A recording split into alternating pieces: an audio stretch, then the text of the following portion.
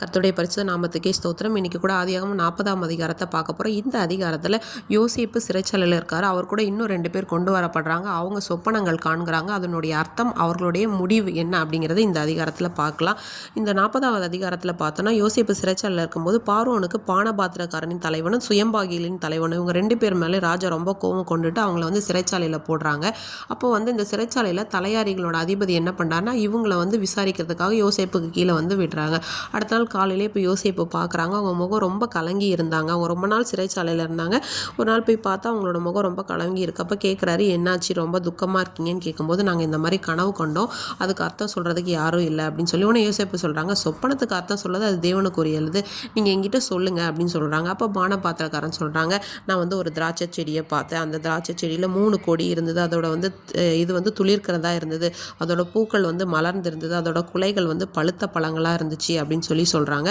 பார்வோனுக்கு நான் அந்த பாத்திரத்தில் அந்த பழங்களை பறித்து நான் பிழிஞ்சு கொடுக்குறேன் அப்படின்னு சொல்லி சொல்கிறாங்க. உடனே யோசேப்பு சொல்கிறார், நீ 3 நாளைக்குள்ளே உன்னோட தலை உயர்த்தப்படும். 3 கொடிங்கிறது 3 நாளை குறிக்குது. உன்னோட தலையை உயர்த்த முன்னாடி இருந்த மாதிரி உன்னுடைய நிலையில் நீ நிற்ப அப்படின்னு சொல்லி சொல்கிறாங்க. ராஜாவுக்கு நீ முன்னாடி மாதிரி பானபாத்திரம் கொடுப்ப அப்படின்னு சொல்கிறாங்க. அப்போ அது சொன்னது இல்லாமல் இவர் சொல்கிறார், நீ வாழ்வடைந்திருக்கும் போது நீ என்ன நினைக்கணும், என் மேலே தயவுத்து என்னோட காரியத்தை நீ பார்வோனுக்கு சொல்லு, நான் எந்த தப்புமே பண்ணலை, நான் இங்கே இருக்கிறதுக்கு எந்த தவறுமே பண்ணல அப்படின்னு சொல்லி பானபாத்திரக்காரங்கிட்ட யோசேப்பு சொல்கிறாங்க. உடனே சுயம்பாகிகளின் தலைவன், நான் அர்த்தம் நல்லா இருக்கே, நம்மளும் கேட்கலாம்னு சொல்லிட்டு அவர் சொல்கிறாரு, நான் ஒரு சொப்பனை கண்டேன். 3 கூடை இருக்குது, 3 வெள்ளை கூடை, அது என்னோட தலையில் இருந்துச்சு. அந்த மேலே இருக்கிற கூடையில் சகல விதமான உணவுப் பொருட்கள் எல்லாம் ராஜாவுக்கு பிரிஞ்ச மாதிரி சமைச்சு வச்சுருக்கோம். ஆனால் பறவைகள் அதை சாப்பிட்டுட்டு போகுதுன்னு சொன்ன உடனே யோசேப்பு சொல்கிறாரு, இந்த 3 கூடையும் 3 நாளைக்குள்ள உன்னோட தலையை உயர்த்தி எல்லாருக்கும் முன்பாக திரும்ப உன்னை மரத்தில் தூக்கி போடுவார், உன்னுடைய மாம்சத்தை பறவைகள் சாப்பிடணுன்னு. எப்படி யோசேப்பு அவர்களுக்கு சொப்பனத்தை வெளிப்படுத்தினாரோ அதே மாதிரி அவங்க 2 பேருக்குமே நடக்குது. பானபாத்திரக்காரன் அவருடைய பதவியில் என்ன பண்ணுறாரு, உட்கார வைக்கப்படுகிறாரு. ஆனால் இந்த சுயம்பாகிகளை தலைவனை மரத்தில் தூக்கி போடுறாங்க.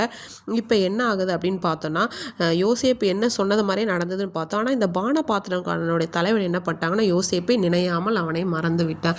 இன்றைக்கி கூட நம்ம வாழ்க்கையில் நிறைய பேர் நமக்கு வேண்டியவங்க, நம்ம நிறைய பேர் நெருங்கினவங்க, இவங்க நம்மளை மறந்துட்டாங்களா அப்படிங்கிற மாதிரி யோசிக்கிற அளவுக்கு அவங்களுக்கும் நமக்குமான உறவு இருந்திருக்காது.